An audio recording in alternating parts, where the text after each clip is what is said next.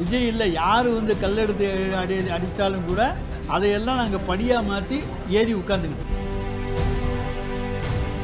வாக்காளர் பட்டியல் சீர்திருத்த பணி நடைபெறுவது இன்றைக்கு அதிவேகமாக நடைபெறுகிறது.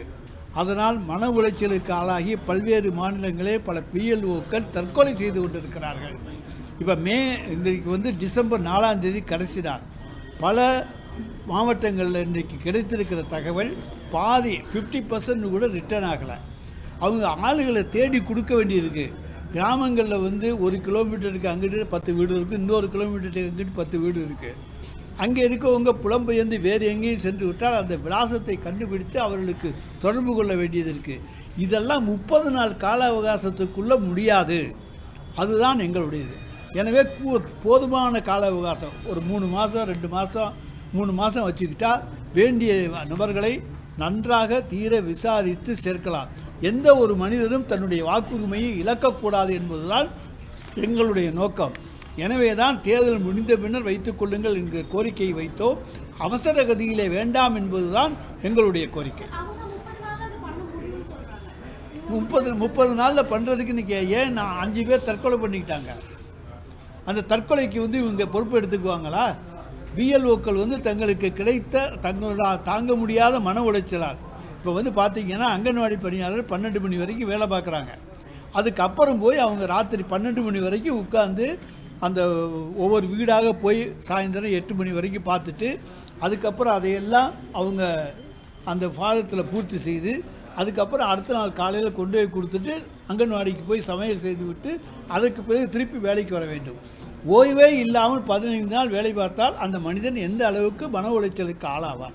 எனவே தான் நாங்கள் போதிய அவகாசம் கொடுங்கள் என்று சொல்லுகிறோமே தவிர ஒவ்வொருவரையும் தற்கொலைக்கு தூண்டாதீர்கள் என்று சொல்லுகிறோம். சார், நிரந்தர டிஜிபி என்பது அல்ல, பொறுப்பு டிஜிபி என்பதை அறிமுகப்படுத்தியவர்களே அண்ணா திராவிட முன்னேற்ற கழகத்தினர் தான்.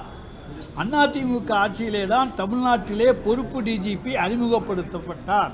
திரு ராமானுஜம் பொறுப்பு டிஜிபியாக நியமிக்கப்பட்டார். உளவுத்துறை டிஜிபியாகவும் அதே நேரத்திலே சட்டம் ஒழுங்கு டிஜிபி பொறுப்பிலையும் நியமிக்கப்பட்டார். அதேபோல் திரு ராஜேந்திரன் அவர்கள் பொறுப்பு டிஜிபியாக நியமிக்கப்பட்டார். இப்படி நியமிக்கப்பட்ட உதாரணங்கள் தமிழ்நாட்டிலே அவர்கள் ஆட்சியிலே நடந்திருக்கிறது.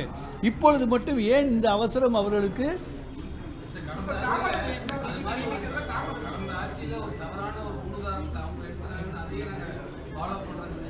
இல்லைங்க, அதாவது என்ன சொல்லுகிறோம், பட்டியல் அனுப்புகிறோம், கேட்கிறோம், கேட்பதற்கு கொண்டான பெயர்கள் இல்லாமல் எதிர்வினையான பெயர்கள் அனுப்பப்படுகின்ற பொழுது அதிலே சில மாற்றங்களை செய்து தாருங்கள் என்று கேட்கின்ற உரிமை மாநில அரசுக்கு இருக்கிறது.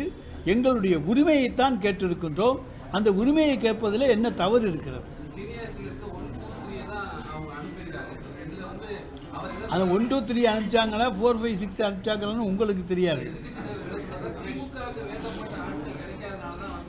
அதை பற்றியே பிரச்சனை கிடையாது. திமுக யாராக இருந்தாலும் சரி, எலெக்ஷன் போது எலெக்ஷன் கமிஷன் நினச்சா நாங்கள் இன்றைக்கி போடுற நிரந்தர டிஜிபியையும் மாற்றிக்கலாம். எலெக்ஷன் கமிஷன் நினைச்சா இன்றைக்கு நாங்கள் நியமிக்கிற நிரந்தர டிஜிபியையும் அவர்கள் தேர்தல் காலத்திலே மாற்றிக்கொள்ளுகிற உரிமை தேர்தல் ஆணையத்துக்கு இருக்குது. எல்லா அதிகாரங்களும் உண்ட ஒரு ஆணையம்தான் தேர்தல் ஆணையம். அப்போ எந்த கலெக்டரை மாற்றலாம், எந்த சீஃப் செக்ரட்டரியை மாற்றலாம், அல்லது எந்த டிஜிபியை மாற்றலாம். எல்லா அதிகாரங்களையும் வைத்து கொண்டிருக்கிற ஒரு அதிகாரி, பெருமையான ரொம்ப அதிகாரங்களை கொண்டிருக்கிற ஒரு மையம்தான் ஒரு தேர்தல் ஆணையம். அவங்கள்ட்ட வந்து நீங்கள் வந்து இன்னாரத்தான் போடணும்லாம் கேட்க முடியாது. அவங்க நினச்சா மாற்றிக்கலாம். இன்றைக்கி ஒருத்தர் இருக்கார், அவரை மாற்றுறதுக்கு அவங்களுக்கு உரிமை உண்டு.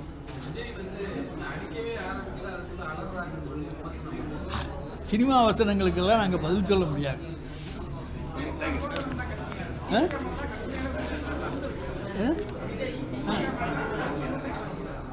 சார், எங்கள் மீது எத்தனை கல்லடி பட்டாலும் அந்த கல்லடிகளை எல்லாம் வெற்றி படிகளாக மாற்றக்கூடிய சக்தி திராவிட முன்னேற்ற கழகத்துக்கு உண்டு.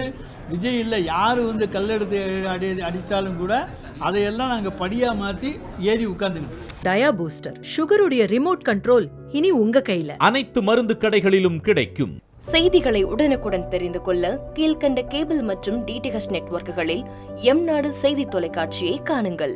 பாதகம் செய்பவரை கண்டால் நாம் பயம் கொள்ளலாகாது பாப்பா. மோதி மிதித்துவிடு பாப்பா, அவர் முகத்தில் உமிழ்ந்துவிடு பாப்பா. அண்மை செய்திகளை உடனுக்குடன் தெரிந்து கொள்ள இணைந்திருங்கள் எம்நாடு தொலைக்காட்சியுடன்.